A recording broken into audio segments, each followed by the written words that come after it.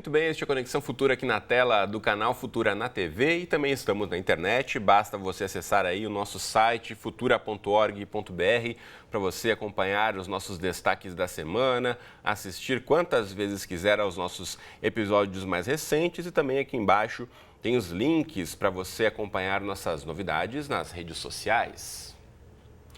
Bom, ao conversar com um professor no fim de um ano letivo, ele facilmente poderá identificar aí os alunos que se destacaram com boas notas e bom desempenho.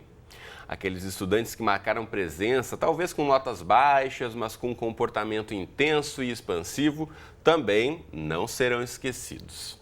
Em uma turma com 30 ou mais alunos, que a gente sabe que é a realidade de muitas escolas no país, existem diversos outros perfis que talvez não se encaixem nesses dois que eu acabei de descrever, né? Do mais bem-sucedido com os estudos e do outro um pouquinho mais bagunceiro, talvez. Ou podem ser mais quietos ou até tímidos assumidos. Eles vão bem nas provas e executam as tarefas sugeridas, mas muitas vezes ficam escondidos em meio ao grande grupo. Então, no programa de hoje, em parceria com a revista Nova Escola, vamos discutir aqui maneiras de tornar a escola o espaço para todos deixarem a sua própria marca. Então, para essa conversa de hoje, recebemos aqui no estúdio ao meu lado a Feliciana Amaral. Ela é professora de língua portuguesa e pesquisadora. Bem-vinda, professora. Tudo bem com você? Tudo ótimo. Boa tarde. Obrigado pela presença. Também conosco aqui no estúdio está o João Henrique Leite, que é professor de História. Bem-vindo, professor. Obrigado e boa tarde. Bom, e logo mais a gente conversa pela internet com a Camila Camilo, que é repórter da revista Nova Escola, vai contar pra gente um pouquinho sobre os bastidores também da reportagem de capa da última edição da revista. E você em casa, como sempre, também é nosso convidado, então fique ligado aí se você se identificou com algum dos perfis de aluno que eu acabei de descrever ou não, ou se é educador, também quer saber um pouco mais sobre esse assunto, fique ligado aí no nosso bate-papo. Já quero começar conversando com a professora Feliciana, que pesquisou um pouco mais a fundo aí para o seu mestrado esse espaço da sala de aula, aí onde nem todos talvez apareçam tanto aos olhos do professor. Por que fazer esse recorte? Qual foi a sua motivação para pesquisar essa área, professora? Tá bom. Eu iniciei pensando que os adolescentes, eles são falantes por natureza, eles falam muito, mas que em alguns momentos eles se calavam.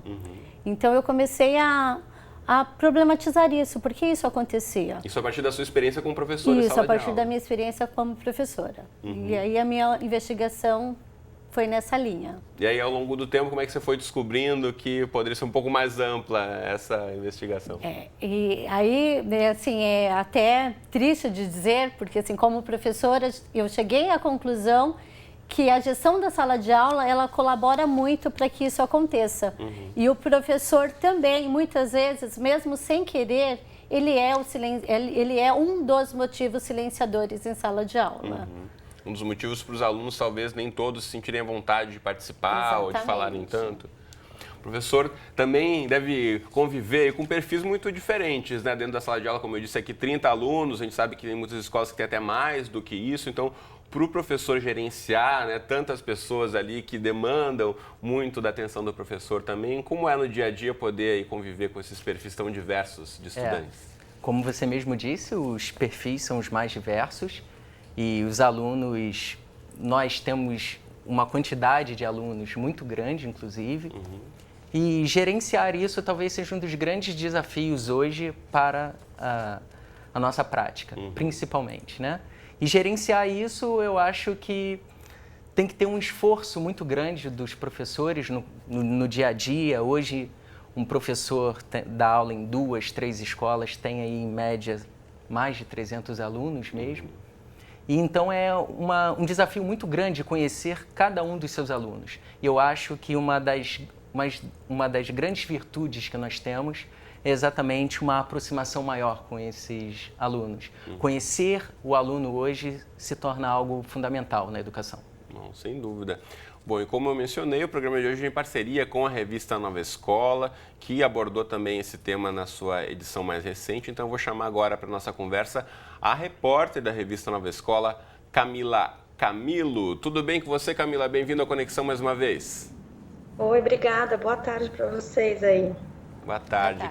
Quero que você comece contando para a gente um pouquinho sobre a ideia, como surgiu a ideia para abordar esse tema como reportagem de capa da revista. Ah, legal. A ideia da reportagem, a ideia da pauta, ela foi um pouco inspirada em um artigo que a Catarina Evelberg escreveu há um tempo. A Catarina, ela é colunista de gestão escolar, e nesse artigo ela mencionava, inclusive, com base em uma pessoa que ela conheceu, né, uma pessoa que ela conhece, que contou essa experiência para ela, a história de um menino que ele sempre ficava ali meio que de canto, digamos assim, e quando um dos familiares dele faleceu, ele passou a receber um pouco mais de atenção da escola por conta desse problema pessoal, e o desempenho dele aumentou. E lá ela discutia como, às vezes, no dia a dia, enfim, a gente sabe que as condições nas escolas, principalmente as públicas, muitas vezes são adversas. Mesmo sem querer, o professor acaba deixando de lado, não só o professor, tá? Mas a escola como um todo acaba deixando de lado aquele aluno que nos chama a atenção. Ou seja, porque ele não tem o comportamento, ou seja, porque ele tem um mau comportamento, ou seja, porque ele não é aquele aluno que tira notas boas, que sempre responde às perguntas. E aí a gente resolveu fazer uma matéria de capa sobre esse assunto. Muito bacana aí. Eu já volto a falar com você, Camila, porque essa situação que ela relatou muitas vezes acaba acontecendo, o professor também, o professor aqui já mencionou no estúdio também, acaba se envolvendo, né, com algum perfil de um aluno que se sobressai mais. Agora a questão de ter um problema pessoal muitas vezes acaba atraindo a atenção não só do professor, como da gestão daquela escola também, e o aluno começa a ter algum tipo de atenção especial a partir de um momento em que há algum tipo de problema, mas... de que forma repensar isso um pouco, né, para que todos possam ter aí um pouco mais de atenção igual dos professores em sala de aula, professora? Bom, então, a gestão tem que ser pensada não nesse aluno como diferente, mas sim pensando que todos os alunos são iguais, que merecem toda a atenção. Então, a gente tem que quebrar essa lacuna que existe entre a primeira fileira e a última fileira. Tipo, o primeiro da classe e a turma do fundão, exatamente. Né? E uma das maneiras seria, por exemplo, trabalhar com uma formação em U, porque daí eles têm um contato entre os pares e com toda da sala. Porque então, na disposição mesmo das carteiras da sala de aula. Um dos recursos que facilitariam esse processo. Como é que você vê isso, professor? Mas toda a aula funcionaria nesse esquema também das pessoas sentadas em U? Como é que a gente poderia pensar? Nem todas. Né? Claro que nós temos que nos adaptar nisso tudo, né? E eu acho que uma das coisas que mais contribuiria para isso seria um número reduzido mais de alunos nas classes, né? Hoje é muito comum, como você mesmo mencionou, turmas de mais de 30 alunos, 40, 50, e principalmente na rede pública isso acontece muito, né? Então, alunos com problemas familiares, seja mesmo com dificuldade, porque aqueles alunos que chegam ao nível de exigência da escola, né, que não estão abaixo da média, ou que não são os que têm um melhor rendimento, esses alunos, às vezes, os professores acabam se preocupando menos diante da grande quantidade de alunos que se tem na sala.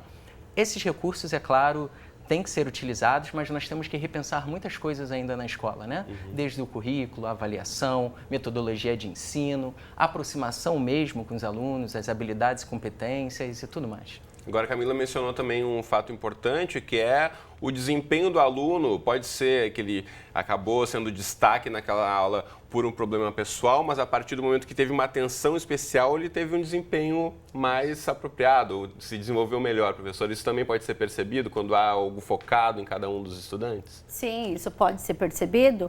Vou voltar só um pouquinho na resposta do João, quando ele fala dessa escola dos sonhos, né, com menos alunos, em uma estrutura diferente. Eu estou pensando, é claro que a gente tem que diversificar sempre, mas na nossa escola real, que tem mais de 30 alunos por salas, seria uma das estratégias.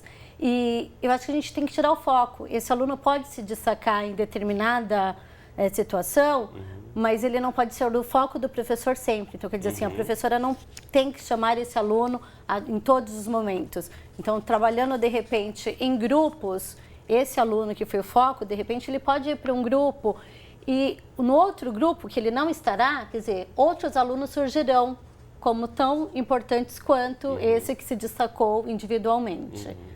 Deixa eu voltar a chamar a Camila, a repórter da revista Nova Escola. Camila, essas questões que os professores abordaram aqui apareceram também ao longo da apuração para a reportagem da revista? Claro, apareceram sim. Tanto os problemas, né, essa coisa de uma sala muito lotada, a maioria das salas nas escolas públicas elas têm uma média de alunos bastante elevada, né? Quanto também, assim, uma questão que até a própria formação do professor, na formação inicial, nos cursos de licenciatura, a gestão de sala às vezes acaba ficando um pouco de lado. E tem toda uma cultura escolar, né, de valorizar o aluno que responde, valorizar a resposta que é a resposta correta, no sentido de ser precisamente o que o professor espera ouvir, coisas que até escapam um pouco do professor em si, né? Por isso que a gente até faz algumas sugestões na matéria de coisas para o professor que está hoje, né, em sala de aula, que tem que planejar as aulas dele para a semana que vem, e o que ele faz para que ele não deixe nenhum aluno de lado, né? Que estratégias que ele pode fazer diante da realidade que ele tem hoje, que são as coisas que a gente sugere na matéria de cabo. Legal, vou pedir para você dar essas dicas daqui a pouquinho, porque enquanto você falava sobre a questão da gestão da sala de aula, o professor estava concordando aqui, professor João, que na verdade falta muitas vezes, né, para o professor que tem total domínio do conteúdo, sabe como dar a sua aula, planeja muito bem, mas a questão da gestão da sala de aula pode ficar de lado. Nós brincamos muito na faculdade de educação, principalmente, que se aprende a dar aula dando, né? E um dos grandes problemas hoje, seja numa formação, por exemplo, acadêmica de licenciatura, são poucos tempos em prática de ensino, né, de estágio e tudo mais. Também, na verdade, nós temos poucos conteúdos em relação à questão pedagógica, poucas disciplinas, na verdade, numa grade curricular de uma licenciatura como História, como Geografia, em várias universidades. Então, formar o professor, inicialmente, e ter uma formação continuada é uma coisa primordial hoje na educação. Professora, como é que você vê essa questão da formação do professor para gerenciar, né? Principalmente com o adolescente, a gente sabe que há uma dificuldade também, que além de todas as questões do ensino convencional, tem a questão dessa mudança tão importante que eles estão passando nessa fase da vida, né? Então, o professor saber administrar isso também, cada vez mais com a demanda que se tem do professor, não só como alguém ali que vai passar um conhecimento, mas como um gerenciador daquele espaço, como um mediador dos conteúdos, né? É importante o professor sair dessa função de eu sei tudo e dividir esses papéis. Então, trabalhando em grupos, ele vai ganhar muito, porque ele deixa de ser o centro das atenções e como a Camila mencionou, que está na revista e também na minha dissertação de mestrado, o professor, ele formou e ele ainda pratica algumas situações de dar uma aula esperando a resposta certa. E a gente tem que trabalhar a partir de hipóteses. O professor precisa ser o problematizador da sala de aula. A partir desse momento, onde ele pegar uma resposta, por mais absurda que ela for, e trabalhar essa questão, ele vai validar aquela fala daquele aluno que muitas vezes se esconde porque falou uma bobagem e vai participar da aula como, olha, eu falei uma bobagem, mas foi a partir dessa bobagem que veio à tona o conhecimento de fato. Esse jogo de cintura, então, pode ser uma oportunidade para o professor transformar essa resposta incorreta em algo que vai acrescentar para a formação dos alunos? Numa sala de aula, tudo é oportunidade. Nós construímos conhecimento juntos, né? Então, o professor, hoje em dia, ele tem que se remodelar. Hoje ele tem que ser um mediador do conhecimento, né? Nós não somos protagonistas, os nossos alunos são protagonistas. E eles são, na verdade, o foco e a essência do nosso trabalho. Então, construir esse conhecimento junto é algo primordial, né? Incentivar, na verdade, estimular isso é algo primordial. Agora, temos alguns problemas, como, por exemplo, alguns alunos têm uma personalidade que vai se construindo, um amadurecimento que vai se construindo ao longo do tempo, que vai, na verdade, gerando esse conhecimento e até mesmo dando um protagonismo para ele futuramente. Agora, professora Feliciana, a partir da sua pesquisa, a gente falou um pouquinho aqui sobre o desempenho de alunos que recebem um pouco mais de atenção. Agora, em média, esses alunos que talvez não apareçam tanto, eles têm um desempenho o quê? Também na média ali, ou eles são bons alunos, mas acabam não chamando tanta atenção por conta do comportamento? Como é que eles se desenvolvem em relação à nota e desempenho ao longo do ano? São os chamados alunos que ficam ali, são os medianos, né? Então, o professor precisa trabalhar com esses alunos para que eles deixem de ser esses alunos medianos. Como? A partir de dar papéis. Então, na sala de aula, esse aluno ele vai ter regras, vai trabalhar dentro de uma atividade onde ele saiba a importância do que ele está fazendo e que ele consiga relacionar aquilo que ele está fazendo com a prática. Acho que só assim ele deixará de ser esse aluno silenciado, porque muitas vezes ele se silencia porque ele tem medo que a fala dele que cause no outro um motivo de chacota, de gozação. Se vai dar uma resposta errada, vai ter a brincadeira, vai ter o bullying ali, ou pode ser algo até, enfim, de colocar aquele menino ou menina que eventualmente é mais tímido, até numa posição de ser mais ridicularizado. Então, tem que se lidar com os perfis diferentes de personalidade, né? Agora, como evitar esse tipo de situação, a questão da oportunidade que a professora também mencionou, de questionar um pouco mais, e na aula de história você tem também um prato cheio, né? Sim. Eu acho que nós temos que conscientizar os alunos que aquele espaço é de conhecimento, aquele espaço é de oportunidades para todos, né? E, obviamente, falar, questionar, refletir é algo da nossa essência dentro de sala de aula. Então, não existe um conhecimento pronto, existe um conhecimento construído em sala de aula. E isso tem que ser primordial. Os alunos, na verdade, que são mais silenciados, calados, nós temos que estimular aos poucos, respeitando a sua personalidade, respeitando o seu amadurecimento. Porque nem todos também vão ter a vontade de falar, se expor em público, e também isso é natural. Agora, todos têm que ter pelo menos alguma chance de poder se expor. Sim, né? Exatamente. Por isso que o professor ele tem um papel de mediador nisso, né? E respeitando esse amadurecimento, porque senão essa oportunidade se torna algo traumático para ele. E não é, na verdade, a nossa intenção, obviamente. Então, esses trabalhos em grupos, como a professora sugere, são essenciais, na verdade, numa sala de aula. Avaliar de uma forma diferenciada, promover aulas de uma forma diferenciada, diferentes tipos, para, na verdade, abranger e dar oportunidade para todos se colocarem, né? Isso é importante. E às vezes alguns só querem mesmo a oportunidade, né, de falar. Eu me lembro em uma aula que eu assistia como professora assistente e por semanas, uma aluna nunca tinha se pronunciado. E aí eu conversei com a professora de sala, né? Eu falei assim, o que acontece, né? Ela não fala?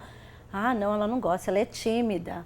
Aí eu falei para a professora, né? Por que você não tenta uma vez? Chama para, de repente, ela espelhar a resposta de um outro aluno, não precisa ser a primeira a responder. E foi, assim, incrível, surpreendente, porque à medida que a aluna foi chamada, ela começou a falar de uma tal maneira que a professora ficou assim, né? Então, às vezes... Surpresa com a postura da própria aluna. Às vezes, eles estão ali clamando por serem vistos, né? Por serem ouvidos, porque eles não são invisíveis, né? Nós os vemos, nós só não os ouvimos. Importante frisar isso. A gente está aqui já com quase metade do programa rolando, passa voando o nosso bate-papo, né? A gente tem certeza que os educadores estão nos acompanhando aí também, os alunos, e querem saber um pouco mais sobre as dicas que a Camila mencionou antes, que estão contidas lá na reportagem. Camila, você pode contar para a gente um pouco, então, do que você apurou, de que forma os educadores que nos acompanham podem ficar ligados aí em como tentar inovar um pouquinho dentro da sua aula para fazer esse espaço aí um espaço de todos? Claro, sem dúvida. Acho que alguma das dicas, inclusive, os professores aí acabaram falando bem melhor do que eu falaria. Tem algumas das coisas que a gente sugere, alguns bons aliados para os professores de todos os segmentos, inclusive, são, por exemplo, o registro, né? O registro é como uma agenda, você faz daquela maneira que, enfim, você se adapta melhor. O que importa é que você consiga, como professor, levar esse registro adiante como material de estudo, de análise, de conversa com a coordenação pedagógica. E o importante nesse registro é que ele contenha todos os alunos, não só aqueles, né, que a gente já mencionou, os que são mais danadinhos ou aqueles que têm um comportamento um pouco mais excepcional, mas todos os alunos, porque isso leva o professor a olhar e se preocupar e colocar ali o comportamento e a disciplina em todos os eixos de aprendizagem daquele conteúdo para todo mundo. Porque os alunos que a gente chama de invisíveis na matéria, que a professora chama, né, de silenciados, que está mais ligado à tese de mestrado dela, nada mais são do que um rótulo. Então, desmistificar esse rótulo é muito importante, né? Outras duas sugestões que a gente tem na matéria se refere ao formato de aula. Às vezes é importante o professor diversificar o formato de aula. É muito tentador fazer uma aula expositiva, porque muitas vezes essa foi a maneira como o professor teve aulas enquanto aluno, então é a maneira que ele, né, enfim, entende de como é uma aula tradicional. E mais uma vez, né, a formação inicial, a formação continuada, elas nos preocupam muito com gestão de sala de aula, então de dar ao professor ferramentas de aulas além da aula expositiva. E na formação de grupos, é importante também que o professor faça a formação de uma maneira proposital. Proposital no sentido de deixar com que aquele aluno que é mais tímido, que fala menos, que tende a não se manifestar, ele fique não com aquele aluno que é super expansivo, mas com um aluno que é mais empático, que tende a ajudar os colegas. E sempre se preocupar em fazer com que o aluno ele tenha a oportunidade de ocupar as mais diferentes funções ao longo do ano. Então, por exemplo, se o grupo sempre tem um escriba e sempre tem um aluno que é ali responsável por não deixar as coisas saírem do eixo, pelo cronograma, digamos assim, do trabalho em grupo, que na próxima vez o mesmo aluno não seja o escriba, mas seja um outro. Porque aí todo mundo vai ter a oportunidade de desempenhar diferentes funções e inclusive saber, olha, essa aqui eu dou melhor, aqui eu não vou tão bem, mas eu consigo fazer tudo dentro das minhas potencialidades. Muito bacana. Então, com essas dicas, eu me despeço da Camila que participou mais uma vez do Conexão Futura. Parabéns pela reportagem. Muito obrigado pela participação, Camila. Obrigada, gente. Um abraço a vocês. Até mais.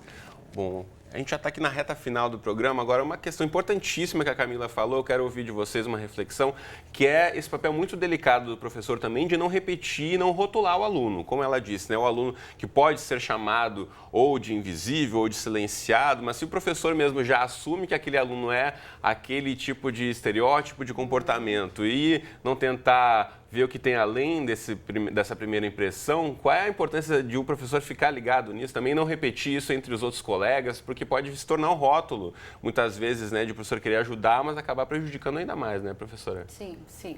A gente tem que tomar muito cuidado, tanto é que quando eu vi alunos silenciados, alunos invisíveis, né, na revista, eu fiquei assim, mas como assim invisíveis? Eles estão ali, nós os vemos, mas nós não os ouvimos. Então, quando eu chamo de silenciados e que fiz a minha pesquisa sobre isso, era justamente para tentar, quer dizer, existe esse aluno, de que maneira ele pode ser dessilenciado? E foram esses os passos que eu pesquisei e cheguei na conclusão, quer dizer, a partir da gestão da sala de aula, a partir de formato de perguntas, com respostas mais abertas, a partir de você estar colocando o aluno como agente do seu conhecimento, tende a ir eliminando esses rótulos, porque o aluno ele está ali, ele está aclamando muitas vezes por essa participação. E a partir do momento em que o aluno percebe que ele tem uma importância dentro daquele grupo, ele apresenta isso. Muito bacana. Professor, como é que você vê essa questão de o professor também não assumir rótulos a partir do comportamento de um ou outro aluno? Sem dúvida, é a mesma coisa. Uma avaliação contínua do aluno ela é essencial, né? No Colégio Nossa Senhora da Misericórdia, por exemplo, nós fizemos uma avaliação contínua desse aluno e sempre estimulando ele a esse amadurecimento que nós queremos, né? Porque, claro, ajudando a melhorar tanto academicamente, como em questão dos valores éticos, os valores morais dele, e ele se desenvolvendo cada vez mais com isso. Muito bacana. Deixa eu mostrar para você de casa, então, que quer saber mais sobre o assunto que a gente discutiu no programa de hoje. Dica na internet, vamos lá para o site da revista Nova Escola, você encontra aí todas as reportagens da nossa parceira no programa de hoje, inclusive a reportagem que motivou o nosso bate-papo aqui no estúdio hoje. Então, novaescola.org.br, que você sabe tudo sobre as publicações aí da revista da Fundação Vitor Tivita. Deixa eu aproveitar que eu estou aqui na internet e mostrar também rapidinho, antes da gente encerrar, uma apresentação aqui no Prezi, que a professora Feliciana mencionou para a gente, que aqui os educadores também podem saber um pouco mais de troca de experiências, né, professora? Sim. Para aí conhecer um pouco mais sobre as práticas de outros colegas. Conta rapidinho para a gente, antes de encerrar. Esse projeto, o objetivo desse projeto é a desencapsulação curricular, levando em consideração que todos os envolvidos, eles têm uma participação efetiva. Então, a gente pensa a educação levando em consideração o aluno, o professor, o gestor, os pais. Então, ele é pensado de forma conjunta. E no final dessa apresentação, tem uma mesa que mostra o quanto para o aluno é significativo. A fala deles mostra que o que é ter voz, e não uma voz que é dada pelo professor, mas sim a sua voz conquistada naquele ambiente. Muito bacana. Então fica a dica aí para você de casa. E o nosso tempo aqui já estourou, então obrigado aos dois professores pelas reflexões do programa de hoje. Obrigada. Valeu, até a próxima. Obrigado. Você de casa, obrigado pela companhia de sempre. Então não se esqueça, Conexão Futura no ar aqui de segunda a sexta na tela da TV ou qualquer hora do dia e da noite no nosso site, horários, endereço aqui embaixo. Um abraço e até a próxima.